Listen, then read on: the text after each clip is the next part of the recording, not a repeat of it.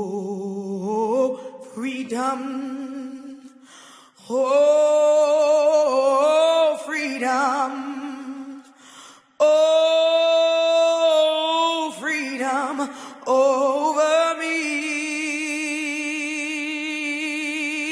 And before I'll be a slave, I'll be buried in my grave and go home to my Lord and be free. Oh, freedom. Oh, freedom. Freedom. Oh, freedom. Oh, freedom over me. Over me. Pittsburgh was recognized as a major place, crossroads, if you will, between freedom and bondage. If you were able to make it to Pittsburgh, then it was very likely that you would find freedom. That meant that the abolitionist community here was a very militant community who didn't waste any time using violence if they had to free an enslaved person as they came to the Three Rivers. And we have plenty of stories throughout the history that indicate that. Station Square is a colorful, exciting place for recreation, dining, and escape from the grind of urban living. But could there be more? A closer look reveals that it is tucked between a mountain and a river. A closer look reveals a modest train alongside a railroad track next to a river. This colorfully painted train is standing ever so still, as if waiting for something or someone to get on board. How ironic that the train would be here to symbolically help tell the story of the Underground Railroad. Centuries ago, this very spot is likely to have been a place on the Underground Railroad route leading into what was the urban center of Pittsburgh and going farther and farther north, perhaps into Canada. We begin here with water, the life-giving and self-sustaining water, manifested here in this river that combines to form the Allegheny and then on to the Ohio. Its current and undertow and submerged riverbed give direction, a cleansing, a renewal, and a right-of-way to those escaping the terrors of enslavement. Relives the epic journey that escaping slaves undertook to regain their freedom. We will look at the woods they traveled, visit and document the places they stayed, identify the people who helped them, and talk with elders and scholars who have studied this unique phenomena called the Underground Railroad. The Underground Railroad is an exclusively, so far as I know, an exclusively American project. I mean, slavery existed all over the New World, from the United States and Mexico, Latin America, the West Indies. Brazil had many more slaves than the United States did. But none of those countries had an underground railroad. That is, a group of committed people, black and white, who were dedicated to helping slaves escape to freedom. They put their lives on the line, they put their property, their reputations, their safety and security on the line. And it's really an inspiring story of people who would take such a principled stand with no economic benefit to themselves and only risk for the sake of helping other people. Wade in the water. From the vantage spot of the river, the fugitive passenger will have had a few options. The one chosen would depend to a large extent on the weather, advice of the agent, the conductor, and the availability of the safe houses along the banks of the river. The amount of effort that the former owner had put into recapturing his property was also a hindrance. The slave owners would often send bounty hunters for his property. They would put images of his property along the way. Posters were everywhere with descriptions. All of these would hinder the escape. You know, it was not easy escaping from slavery. People think, well, why didn't they just get up and walk off? Well, believe me, how are you going to eat? What are you going to drink? How do you know where to go? When you meet someone on the way, how do you know they're friend or foe? So there are a lot of things that people had to consider, a lot of risks they had to take, and they were so grateful for others along the route who were there to help them make their escape and come to safety. And thousands did so. A lot of them came through Pittsburgh. This was one important center of the Underground Railroad. Coming up from West Virginia, Maryland, Virginia, were the main sources of runaways who came to this city. One thing about these runaways who came on the Underground Railroad and stayed in Pittsburgh, they were among the most talented, energetic, creative, and determined people you could meet. In a sense, they were migrants, if you will. They left the place where they had been enslaved. They came to a new place, and they came with energy, determination, they're willing to fight, and they were among the leaders of the community, the black community, as a result. In addition to human resources, such as abolitionists, free blacks, Native Americans, one of the most important resources for the escaping slave was the natural environment. The night sky provided cover, and the North Star provided guidance. It is the brightest star in the constellation known as the Little Dipper. It is found at the end of the handle of the Little Dipper. Once that connection was established, the conductor and her passenger knew to follow that star to freedom. The blacker the sky, the brighter the star. The natural environment also provided vegetation that the escaping slaves needed to help provide nutrition and energy to make the trip and to stay alive. Preventing illness and injuries was very important. A sudden illness or death of a passenger could put the entire group in jeopardy. The conductor had to be prepared for any emergency.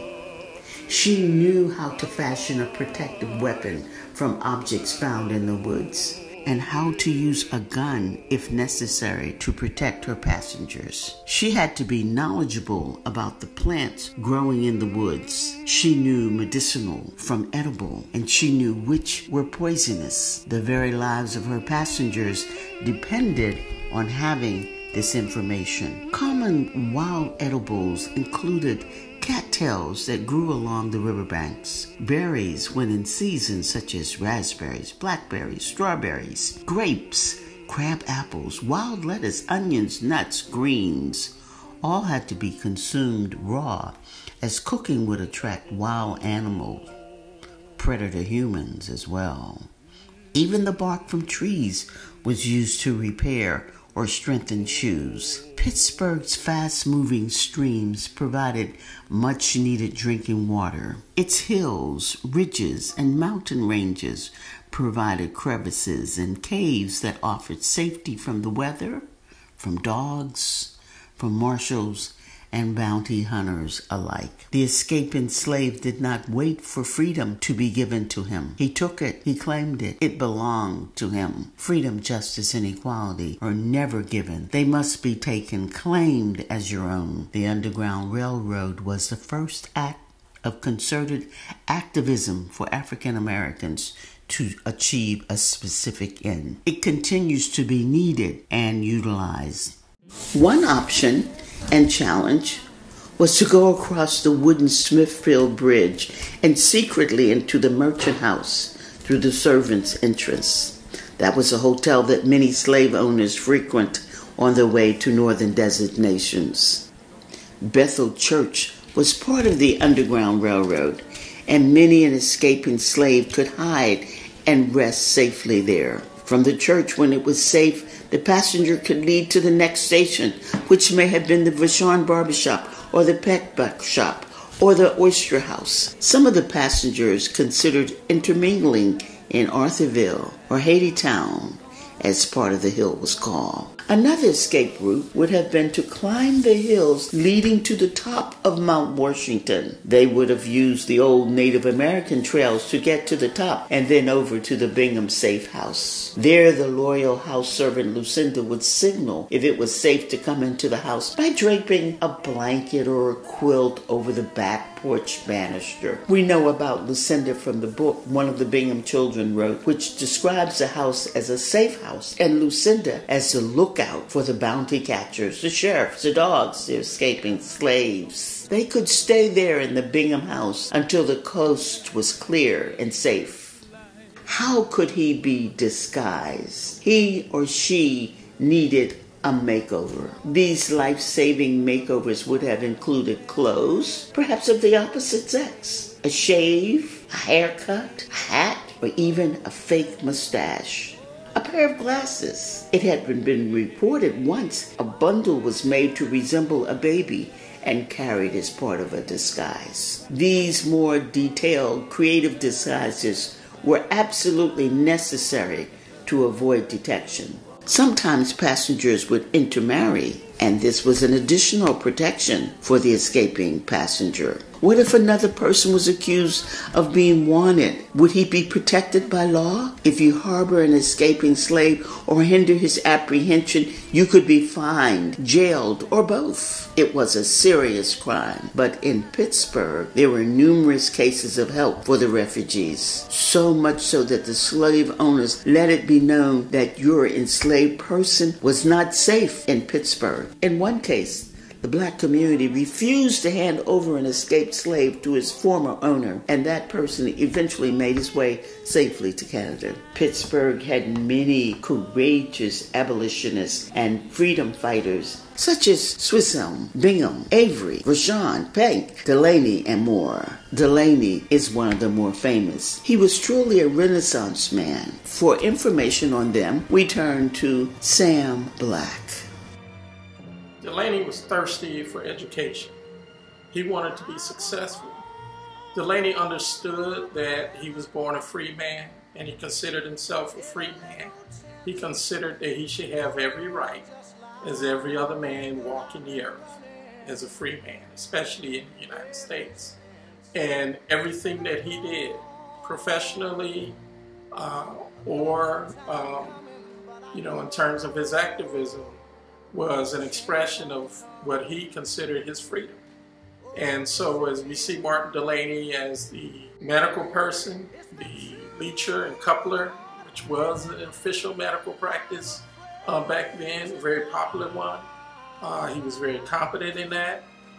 Delaney was one of the few medical practitioners who were treating people in Pittsburgh during the cholera outbreak in the early 1840s. Which made him very significant at that point. He was a scholar, very well-read person, but he understood the dynamics and he understood the issues, political issues, facing people of African descent. And he understood them very well, to the degree that it brought Frederick Douglass to Pittsburgh in 1847 to meet Delaney and to partner with Delaney in publishing the North Star newspaper. Martin Delaney was truly one of the leaders of the abolitionist movement and who was sought out as a leader in the abolitionist movement. But it was also significant just in the black community here. Whenever there was an incident involving whether it's a runaway slave or a slaveholder traveling through Pittsburgh with their enslaved people with them, Delaney would be one of the people contacted to do something about it. He was extremely significant, and I think it's because of Delaney and his personality is where that militancy in Pittsburgh abolitionists comes from. An example of Delaney's activism is the speech he gave in Allegheny City in September of 1850, right after Congress had passed the Fugitive Slave Act. Martin Delany and a number of other local political leaders spoke at a rally, and Delany talked about in his speech that even if the President of the United States came to his home looking for a fugitive slave, that if he did not lay him a lifeless corpse at his feet, then may he, Martin Delany, may his body be denied a grave.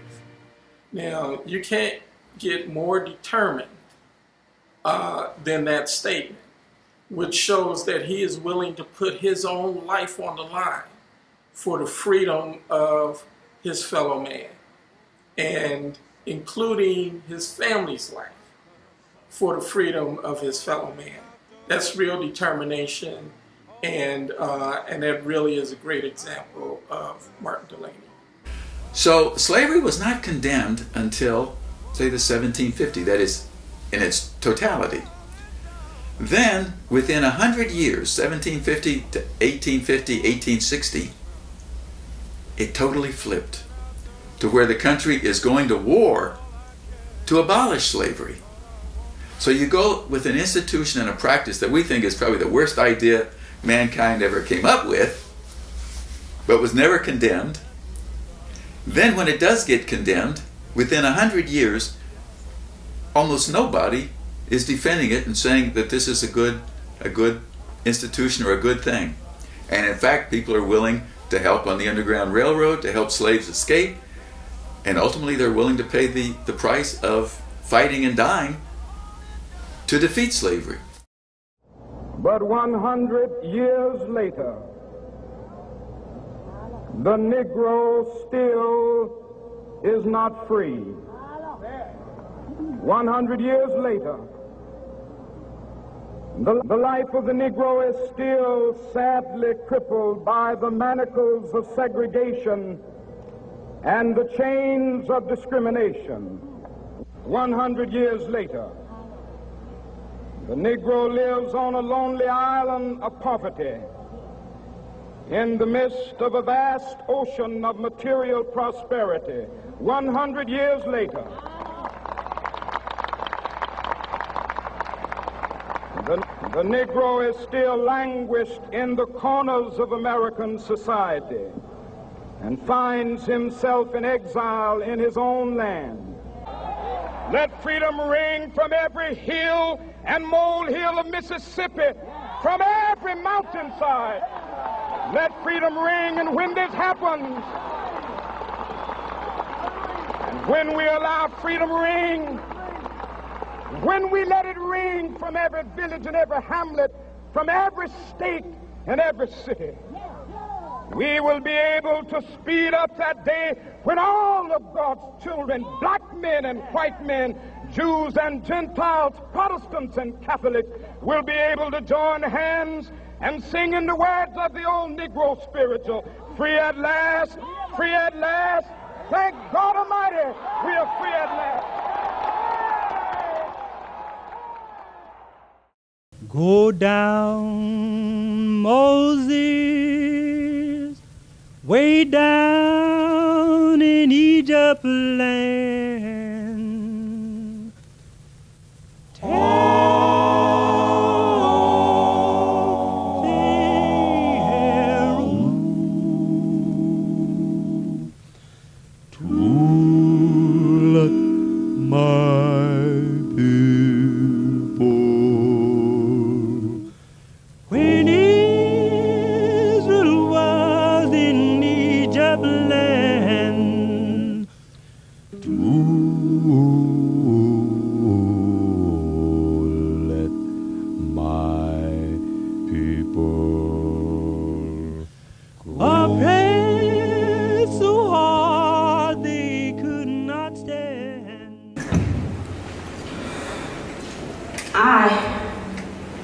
I possess the spirit of Harriet Tubman, an African woman chosen from a million to wake up from the slumber of a fantasy land designed as a nightmare.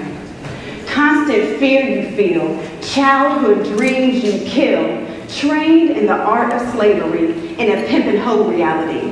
And this ain't even Harriet Tubman's century. I thought it belonged to me and you and those of us who grew up to believe in Nike Air Swoosh and Korean nails with attitude. For your brain, here's some food. Chew and swallow this. Harriet, she gave me a kiss on my forehead, right here. I was sleeping in my bed and felt freedom's breath on my head. Her image came to me behind my lids. I opened my eyes, looked at her poster on my wall, but just the frame was left, because her spirit took aim and possessed me. Because God knows I yearn to be free, so has me running rampant through the community, looking for soldiers ready to ride for the people and die for the people. God told me I'm gonna fly when I need to, and I'm no longer scared to share with you who I really am. I know I can. I am that change I want to see on this earth. We should commemorate the birth of black women who hold it down, not just because the man ain't around, but because God created a masterpiece. But when I complete this purpose, I'll be gone. But for right now, I'm standing on the firm and solid truth. A freedom train ride conducting it, a Harriet Tubman apprenticeship. Yeah, she's showing me the ropes and even how to lay the rails. There's no such thing as fail. My life on my trail, I blaze. And my railroad ain't underground. Y'all see my light move through town, and when I cry, I drown you in tears of passion for black people. We need you, so I'm leaving and coming to get you. It could be morning or night. Be ready. God sent me by way of Sister Harriet. Back then, she was married, but not to a real man. To a shotgun would take you out with a simple question: freedom or death? Freedom or death?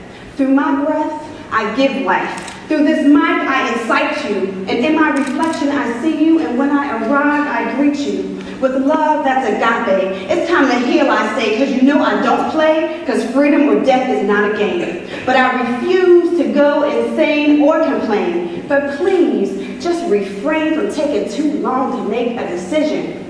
Because when you've missed the train, the choice has been made. Harriet Tubman, she went back more than 19 times to save, and there's no telling how many she sent to their grave.